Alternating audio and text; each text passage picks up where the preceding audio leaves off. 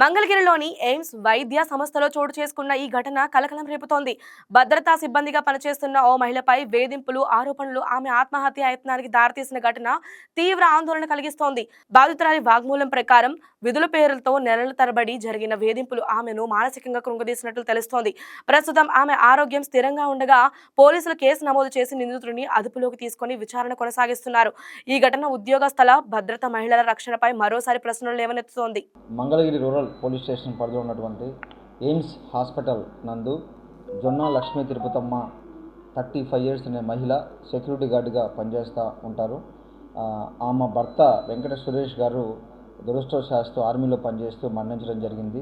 Ex servicemen క్వార్టర్లో తను security గార్డుగా విధులు నిర్వహిస్తుండగా అదే ఎయిమ్స్ హాస్పిటల్లో ఈ సెక్యూరిటీ యొక్క ఫీల్డ్ ఆఫీసర్గా ఉన్నటువంటి ఎవరైతే ఈ నూతక్కి మోహనాచారి గారు తనను వేధిస్తున్నారని, తనకు నైట్ పూట అర్ధరాత్రి వేళల్లో వీడియో కాల్స్ మరి వాట్సాప్ కాల్ చేస్తూ ఇచ్చేస్తున్నానని చెప్పేసి దానిపై మరియు ఆ ఎయిమ్స్ హాస్పిటల్లో ఉద్యోగస్తుల్లో ఉన్నటువంటి పలు విషయాల్లో భాగంగా ఈమె సదరు విషయంపై ఉన్నతాధికారులు తెలియపరిచి అడిగే నిమిత్తం ఎయిమ్స్ హాస్పిటల్కి ఆఫీస్కి వెళ్ళటం, సెక్యూరిటీ ఆఫీస్లో సంభాషణలో భాగంగా ఈమె ఉన్నతాధికారులను కలవటం, అక్కడే ఈమె ఆల్అవుట్ లిక్విడ్ సేవించి ఆత్మహత్యకు పాల్పడినట్టుగా ఈమె ఎయిమ్స్ హాస్పిటల్లోనే జాయిన్ అవ్వగా ఎమర్జెన్సీ వార్డు నుంచి పోలీసు రాబడిన ఇంటిమేషన్పై స్టేట్మెంట్ రికార్డ్ చేయడం, వెంటనే దీనిపైన ఎఫ్ఐఆర్ నమోదు చేయడం జరిగింది.